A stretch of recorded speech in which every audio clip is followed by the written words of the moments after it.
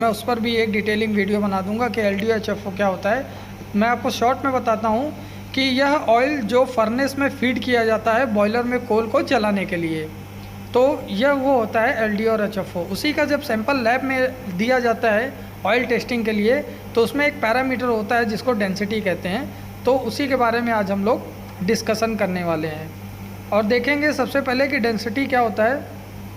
तो आप लोग पिछले वीडियो में जा कर के वह देख सकते हैं। आज हम लोग बात करते हैं ऑयल डेंसिटी। तो क्या करना है, सबसे पहले take sample in measuring cylinder of SS, यानी कि SS सिलेंडर लगभग वह आपका 250 ml से लेकर के 500 ml के बीच होना चाहिए। फिर उसके बाद put the sample in density bath, लगभग 70% उस मेजरिंग सिलेंडर में आप लोग उस ऑयल को डाल देंगे। फिर start the density bath machine.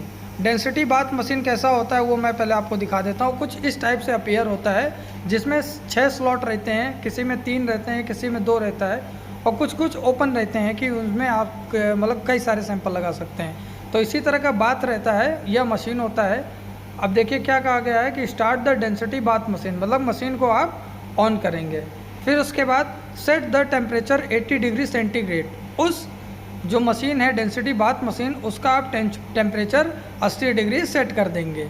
When temperature going to 80 degree then put the hydrometer in sample cylinder, यानी कि जो आपने सैंपल लिया था सिलेंडर में, SS के सिलेंडर में, उस सैंपल को आप बाथ मशीन के अंदर रख देंगे।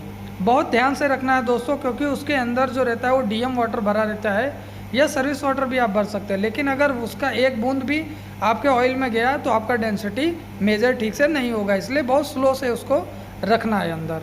उसके बाद नोट हाइड्रोमीटर। हाइड्रोमीटर एक आपको लेना है जिसकी रेंज होनी चाहिए 0.90 से 0.95। यह आपके ऑयल के ऊपर डिपेंड करता है। सपोज दैट अगर 0.95 वाला भी अगर हाइड्रोमीटर डूब जाता है, फिर आप लोग लेंगे 0.95 से लेकर 1 का। तो अभी देखिए क्या हुआ है, जब हम लोगों ने इसमें डुबोया उस हाइड्रोमीटर को, हाइड्रोमीटर कुछ इस तरह का अपीयर होता है। लेफ्ट साइड में आप देख सकते हैं, लेफ्ट साइड में हाइड्रोमीटर दिया है, राइट साइड में मेजरिंग सिलेंडर दिया है SS का, और ये होता है बाथ मशीन। तो अभी इस हाइड्रोमीटर को जो उसमें पुट किया गया, जो सैंपल आया, तो आंसर फाउंड कैसे हुआ 0.938।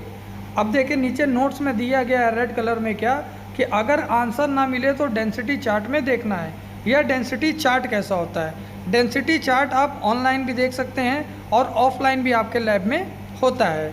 इसमें क्या रहता है दोस्तों, ये मैं आपको आगे समझाता हूँ।